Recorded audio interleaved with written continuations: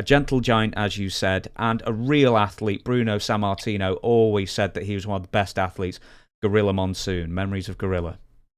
Oh my God! Oh, brother, I love him. He's a gentle giant, just like we were talking about, man. And it's the greatest deal with him. When I went into 1971 to New York first time as Handsome Jimmy Valiant, I rented a home from him, and Blackjack Mulligan moved out, and I moved my family in. But the thing was, I rented. For over a year, I stayed with that, but he took me under his wing right away and helped me. And oh my goodness!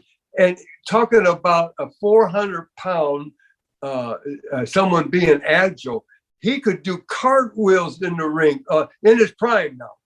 Cartwheels. He could jump and right over the top rope, hook the top rope like a 200-pounder.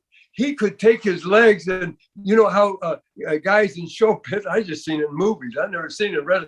He would jump up in the air and shoot his legs out this way and his arms this way and touch his toes. He was unbelievable. And he, of course, I told you, he went to upstate New York college, and he was undefeated, I think, in high school and almost in all through college. He was their heavyweight champion in college. Is it NCAA? NCAA? Oh yeah, oh brother, you bet. Everything. Yes.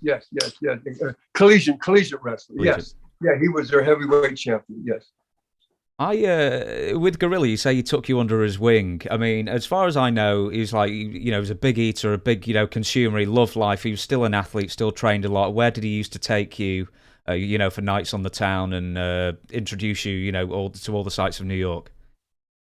Oh, he would, and my family. I had 3 daughters, and my Robin, my oldest daughter.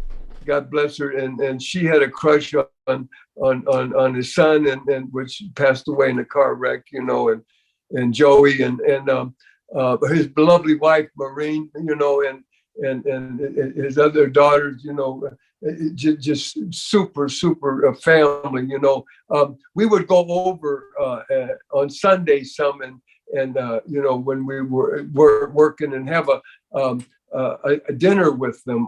And he would always have Italian. He'd always have the real pepperoni. I mean, he'd get them from the old pepperoni stores.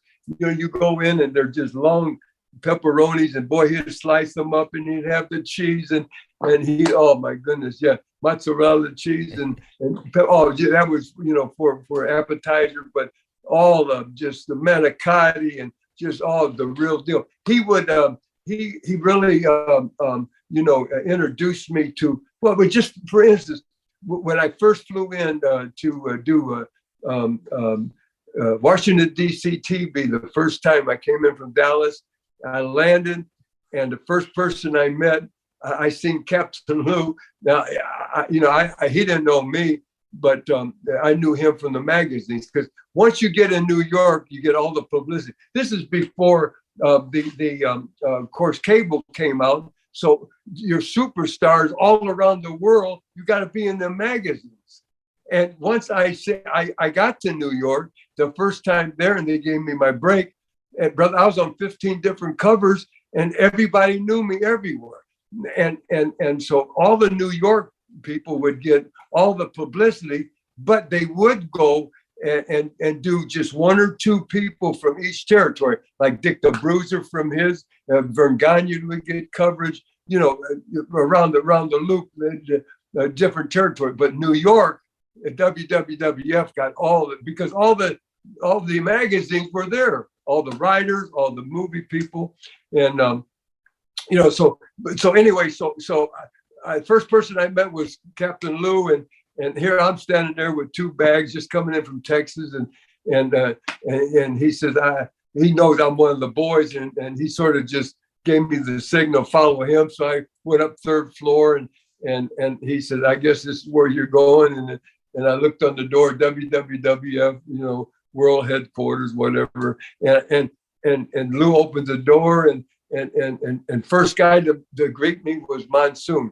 he was in the waiting room, and he put that big hand. He had the next biggest hand to Andre the Giant, and he says, welcome, Jimmy. He says, Vince is expecting you, and he introduced me to Arnold Skolin and whoever else was in the waiting room there, and Saboldi was there, and the president was there, the vice president. So anyway, I go on in, and he says, he'll be with you in a minute. I stood there for a second, and I'm looking, and Vince is doing some paperwork, and then he looks over his oval glasses and looks at me, and he's, come in, Jimmy, come in, because they respect him. And he says, Jimmy, welcome. He says, you come from a man I admire very much, Fritz von Erich, and he says, welcome to WWF, and this is going to be your home for the next year, blah, blah, blah. But going back to Moonson, this is your question. Mm-hmm. Then I flew in. He said, how you going, getting around now, because I'm here. And I said, I have no idea. I just flew in. I'm green. I'm still green, man. And he says, well, hey, come with me. He says, I'll take you back to where he lives in Willingboro, New Jersey. And he says, I'll get you a hotel. He said, I'll pick you up in the morning because we got to go to Maine the next morning. He said, I got your whole loop. You stay with me. But here's the kicker. Here's the greatest part. He took me into the dressing rooms, and the first to the good guy side.